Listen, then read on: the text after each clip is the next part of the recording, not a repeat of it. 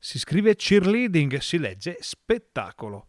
E i portabandiera di questa disciplina, relativamente nuovi in Italia e nel Veneto, sono sbarcati proprio in queste ore negli Stati Uniti per una competizione internazionale che si terrà a Hollywood, nella terra del cinema e dello spettacolo.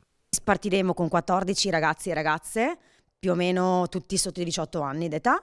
Noi facciamo uno sport un po' particolare che è il cheerleading, composto da lanci, piramidi, acrobazie di vario genere, montate in una coreografia. Un viaggio nella terra in cui questa disciplina è nata e cresciuta, diventando un'icona a stelle e strisce. I ragazzi lo sognano da tanti anni, è veramente un sogno che si realizza. Ci proviamo, vediamo come va, portiamo una parte d'Italia dall'altra parte del mondo. Le aspettative sono molto alte per il gruppo di Tezze, anche dal punto di vista dell'apprendimento di nuove tecniche. Sicuramente di imparare tanto, portare a casa un bel bagaglio nuovo di tecnica e anche di energia nuova e prepararci per i prossimi appuntamenti che abbiamo in giro per l'Europa. Viene naturale chiedersi quale sia la reazione del pubblico italiano di fronte a uno spettacolo di questa portata.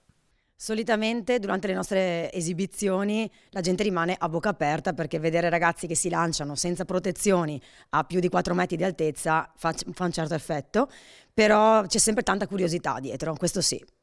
Ecco, si parla sempre delle cheerleader, ma ci pare di capire che invece ci siano anche dei ragazzi coinvolti. Esatto, partirà con noi appunto anche uno dei nostri ragazzi, uno dei nostri agonisti.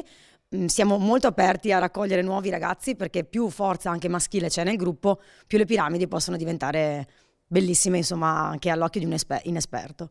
Il viaggio negli Stati Uniti non è un punto di arrivo, ma una nuova partenza per tutto il gruppo. Cercheremo di spingerci sempre più in là, portare nuovi obiettivi e nuovi sogni per tutti quanti i nostri ragazzi, quindi nuove leve sono ben accolte, insomma, in squadra.